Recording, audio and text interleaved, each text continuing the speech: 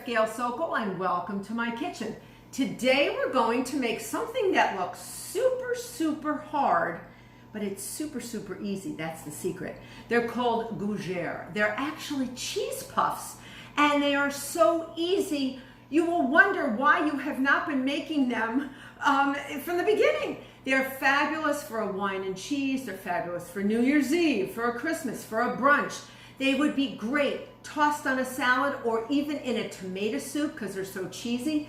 As croutons, they're fabulous. And they use what we call pâte dough, or basically cream puff dough, not to be confused with puff pastry. It is not puff pastry, it's even easier. So in a saucepan, I'm gonna put 1 cup of water, 1 stick of cubed butter. You don't even have to cube it. I just cubed it just so it would melt faster. All right, and a 1/2 teaspoon of kosher salt. And what we're doing is, this is a steam leavened pastry. And that means that lots of water is in it. A lot of Gougères recipes have half milk, half water. Well, I say my tip is use all water. The reason is, it'll make more steam. There's other things in milk that may hold back the rise and the leavening power of the steam if you have the milk solids and fat from the milk. So use all water. That's my tip. So far, stick of butter or 8 tablespoons equivalent of unsalted butter, 1/2 teaspoon of kosher salt, and 1 cup of water. That's your leavening, the water. And eggs are also going to be added later on. So we're bringing this to a boil, and it's got to be a rolling boil. After it comes to a rolling boil, we're going to add 1 cup of all-purpose flour all at once and stir it with a wooden spoon. Don't use a whisk because it's going to look sort of like mashed potatoes when you're done. It's going to look super thick and it's going to get stuck in your whisk. So use a wooden spoon. It could be a metal spoon, whatever. Use a spoon. So you can see my butter's melting. The butter should melt. If you want to come take a look, you can. It should get to a rolling boil. Almost there. You can see bubbles are forming. The key here is getting it to a rolling boil so that once we add our flour, we're just going to start mixing it around, and here it is. So I'm going to shut this off for a second. Take it off the heat very briefly. Add all at once. Now watch what happens. This is all going to look like mashed potatoes when I'm done. Ooh, it does. It looks like the mashed potatoes, and we're going to lower the temperature so that we get all the starchiness out of this mixture.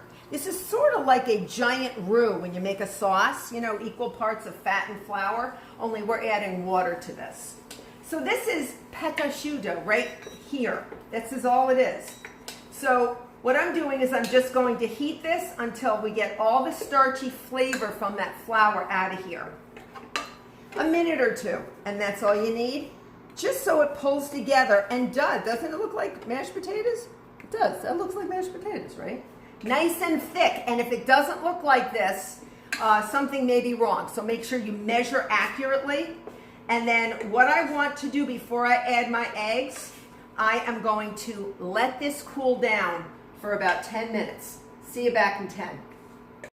All right, so our dough has cooled. I've put it into the bowl of an electric mixer. Very often I mix my eggs in by hand, but because I'm using cheddar cheese this time, a lot of Gougères use things like Parmesan cheese and harder cheeses when you grate them. This is a New York vintage from Cabot that I am just crazy about. It's absolutely delicious. And it tastes spectacular in these cheese puffs. So I have 1.5 cups of shredded New York vintage Cabot cheese. I have 5 eggs, all right, that I have in a measuring cup. And I'm going to whisk in 1/2 teaspoon of coarse black pepper, coarse ground black pepper. If you don't want to use pepper because people are sensitive or you're making it for kids, leave it out. And a teaspoon of Dijon mustard, just to give a little something extra. All right. And I'm just going to whisk that up. we're going to be adding the eggs one by one. So we're just going to add a little bit at a time because you want them to be fully incorporated since they're a part of the leavening process. All right. And this is a dough that's sort of hard to get things to blend in. So we're using our paddle attachment. I have heated my oven to 425. That's high because we want the water to actually develop steam. It's got to get to a boiling state within the dough, right? And we want it to actually come to a boil so it actually forms lots of steam. And it really can puff up these beautiful, beautiful cheese puffs. And the egg in there will sort of act as a team player. All right, so the first thing we're going to do is put this on low speed. We're going to add a little bit of our egg, pepper, and mustard mixture, just a little bit at a time. We want, every once in a while, we want to look and make sure that it has been thoroughly blended in. Again, if you have like stiff mashed potatoes, it's hard to get things to blend in. So give it a little bit of a moment. All right, you may have to maybe take a rubber spatula and go around the sides, but this is blending in very nicely. All right. And it will look very weird to you. It's going to look like it's, you know, it's coming apart. It doesn't look like it's nice and smooth. Don't worry, it's going to get there. And the eggs, the yolk of the eggs makes it so silky that the dough almost looks like it's got a sheen to it, like it's shining. And that's how you know you have a fabulous pâte choux dough. You're not trying to create air in here, you're just trying to mix. So if you want to do this by hand, you can. But I actually recommend doing it by the machine. I'm going to add the rest of my egg. This is 5 eggs, remember, 5 large eggs with that mustard and pepper. And I'm actually going to add my cheese by hand. All right, I'm going to grab my rubber spatula and just add it by hand. And this particular dough is going to look thin, but it should hold its shape because we're going to pipe it.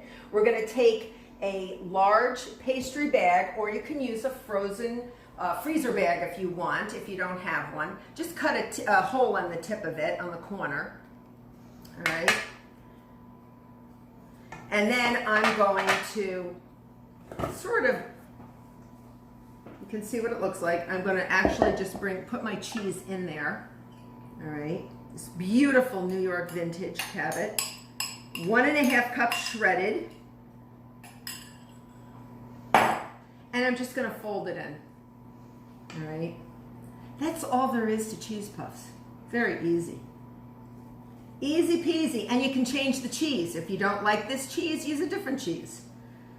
But this is a nice soft cheese. And if you notice, it's a looser batter, so you're going to actually keep a space in between each Gougères. Okay, I just love saying that, Gougères. So French.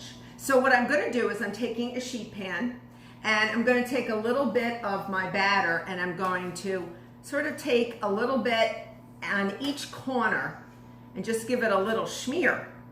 Just a little smear. And then parchment paper so it sticks.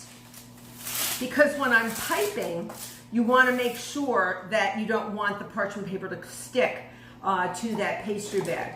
So I have a large tip, plain tip, because I happen to have one. If you don't, like I said, use a freezer bag. And I'm just going to put that in there. My little tip, or my trick in this case, is putting it into a cup. All right. And just filling it part of the way. We may have to fill it a few times. This should make quite a few Gougères, depending on how big you make them. So you might want like a walnut size, 1 to 1.5 inches in diameter. All right. Give it a twist. And then you're going to make sure there's room for growth. So I want you to see this. So I'm just going to add a little bit, and then I'm just going to sort of end it. And it's hard to end this because you've got that glorious cheese in there. So I'm only going to put 3 in a row. So you might need a few sheet pans. But it's wonderful to have Gougères. Now you can actually freeze these. So you could put these on a sheet pan right now and say, I don't want to bake them right now, that's fine. Freeze them on this sheet pan as they are, because they're going to grow, they're going to puff up. Freeze them and then pop them into maybe a plastic bag, like a Ziploc freezer bag, and then when you're ready to serve, you want fresh gougère, you have company coming. Oh, why not? And you want cheese puffs, just pop them on a sheet pan and bake them frozen. Spectacular. So we're going to bake these. We're going to start hot. We're starting at 425 for 15 minutes, and then we're going to lower the temperature to 350 for another 15 minutes.